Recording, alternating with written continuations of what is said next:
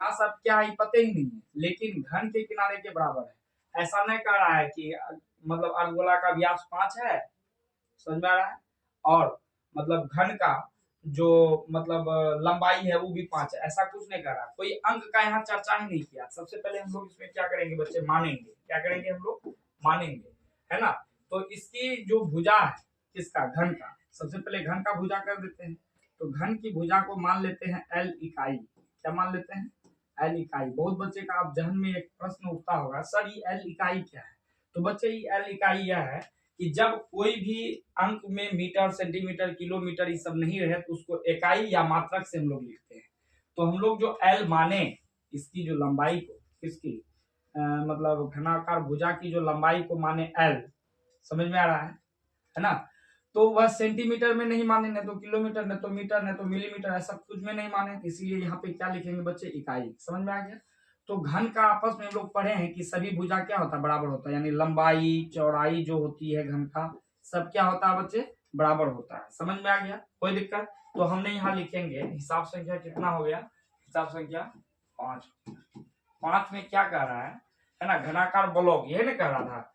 इसका भुजा पता नहीं था, हम भुजा को क्या किए, माने। तो यहाँ लिखेंगे माना कि घनाकार ब्लॉक की भुजा। तो घनाकार ब्लॉक की भुजा क्या मान लिए बच्चे, है ना, एल इकाई। क्लियर है, यहां तक समझ में आ गया बच्चे, कोई दिक्कत। घनाकार ब्लॉक की भुजा हम क्या मान लिए, एल इकाई। चलिए अब आगे बात करते हैं। तो हमको यहाँ हिसाब कह रहा था अर्धगोले का जो व्यास होगा, तो सबसे पहले हम लोग आपस में थोड़ा डिस्कस करेंगे। अर्धगोला का व्यास यानी अर्धगोला का जो मुंह है, यानी ये जो मुंह है ना, इसके अंदर में जो लकीर है, यही ना व्यास है बच्चे। जो मेरा हाथ है देखिए, यही ना व्यास है। कहने का मतलब यहाँ से यहाँ तक की लंबाई को घन में एल माने हैं, तो इसका व्यास को भी क्या मानना पड़ेगा, एल मानना पड़ेगा। यस या नो, यस या नो, यस। तो हम लोग ने यहाँ क्या करेंगे, अब लिखना पड़ेगा अर्ध गोले का व्यास। तो यानी कि डी बराबर क्या हो जाएगा मेरे प्यारे, हो जाएगा एल। समझ में आ गया, इकाई दे दीजिए। अब व्यास से हम लोग क्या निकालते हैं बच्चे, त्रिज्या निकालते हैं। तो यहाँ लिखेंगे, है ना, त्रिज्या आर बराबर सूत्र होता है बच्चे डी बटे 2, यानी डी क्या हो जाएगा, एल बटे 2 इकाई। यहाँ तक समझ में आ गया, कोई दिक्कत, यस समझ में आ गया। अब बात करते हैं बच्चे, थोड़ा सा इससे हमको हिंदी एक चीज समझ में आया है। थोड़ा सा देखिए हिंदी हम यहाँ पे कुछ छांटना चाहेंगे। यहाँ कह रहा था घनाकार ब्लॉक के, है ना, एक फलक के अंदर की ओर से काट कर इसे अर्धगोला, यानी कि घनाकार ब्लॉक से, यहाँ हम थोड़ा सा लिख देते हैं, इसीलिए घनाकार ब्लॉक से अर्ध गोले काटा गया है। यहां तक समझ में आ गया, क्लियर है। यानी अर्ध घनाकार जो ब्लॉक था ना बच्चे, उससे खोद के अर्धगोला निकाला गया। हम इसको समझे हिसाब में ये चीज लिख सकते हैं, यहाँ पे कोई गड़बड़ी नहीं है। अब हम लोग थोड़ा सा बात करेंगे बच्चे, हिसाब का भी चरण होता है। सबसे पहला चरण होता है क्या, कि फिगर बनाना।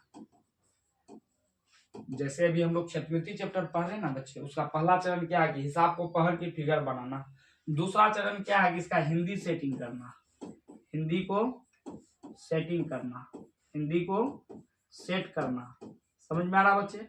और तीसरा चरण में क्या होता है ना, तीसरा चरण में होता है कि हमको सूत्र को समझना,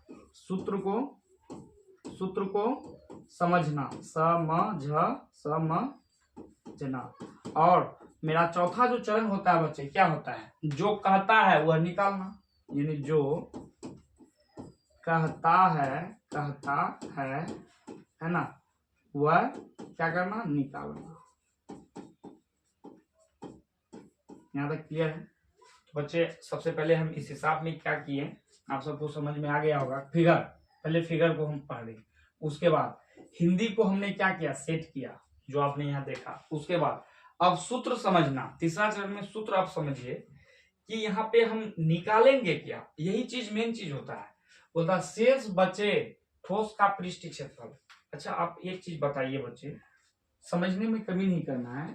मान लीजिए आपका ये घन हुआ है ना, इस घन से अर्धगोलाकार जो आकृति होती है, यानी इस टाइप से इसको यहाँ से खोद करके निकाल दिया गया, इसको यहाँ से खोद करके निकाल दिया, बचा क्या, ई बचा होगा, किनारे वाला भाग, ई वाला भाग, और ऊपर वाला भी तो निकल ही गया, नीचे वाला कुछ स्तर बचा होगा। तो वही बोल रहा है शेष बचे ठोस का पृष्ठ क्षेत्रफल। आपको यहाँ बताए थे पृष्ठीय क्षेत्रफल बोलता है। अब यहाँ पे हमको डिस्कस कर लेना है कौन पृष्ठ, कुल पृष्ठ क्षेत्रफल या वक्र पृष्ठ क्षेत्रफल। तो सबसे पहले अब जो हम लोग बात करेंगे कितने नंबर, 3 नंबर, सूत्र को समझना। तो हम लोग सबसे पहले समझेंगे बच्चे का सूत्र क्या होता है। सबसे पहले इसका कुल पृष्ठीय क्षेत्रफल बोलता है।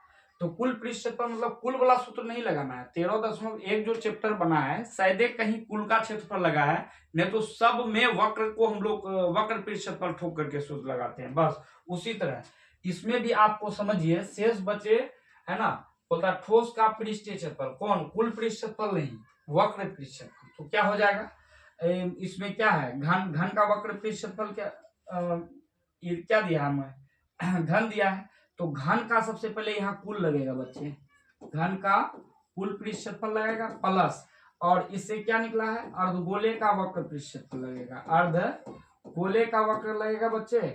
और इसमें घट जाएगा आधार, आधार मतलब हो गया कि इससे अगर अर्धगोला हम अगर काट के निकाले हैं, मान लीजिए ये अर्धगोला, इससे हम काट के निकालेंगे, अर्धगोला अलग कर दिए लेकिन जगह अर्धगोला का यहाँ है, तो उसको बोलते हैं आधार का पृष्ठ क्षेत्रफल। तो इसमें आधार का पृष्ठ क्षेत्रफल बच्चे हम क्या कर देंगे, घटा देंगे। इस चीज को थोड़ा सा ध्यान दीजिएगा, है ना। तो घन का कुल पृष्ठ क्षेत्रफल होता है बच्चे 6 गुना भुजा का स्क्वायर, कोई दिक्कत। उसके बाद प्लस आधार का अर्धगोले का जो मतलब वक्र पृष्ठ क्षेत्रफल होता है 2 पाई आर स्क्वायर होता है, और आधार का वक्र पृष्ठ क्षेत्रफल होता है बच्चे पाई आर स्क्वायर होता है। क्लियर है, क्या होता है सर, पाई आर स्क्वायर। यहाँ तक समझ में आ गया, कौन सूत्र रहेगा आप वो समझ गए। चलिए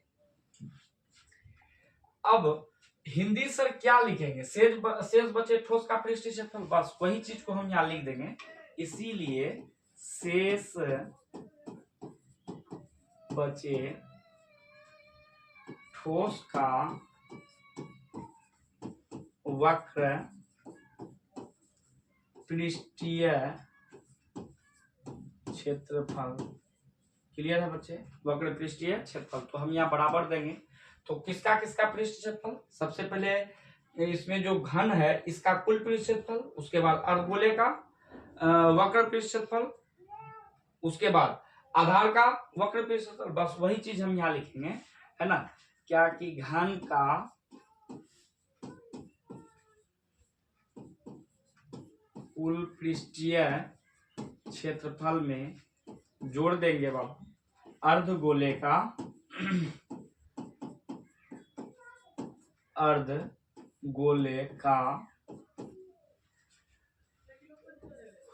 वक्र पृष्ठीय क्षेत्रफल,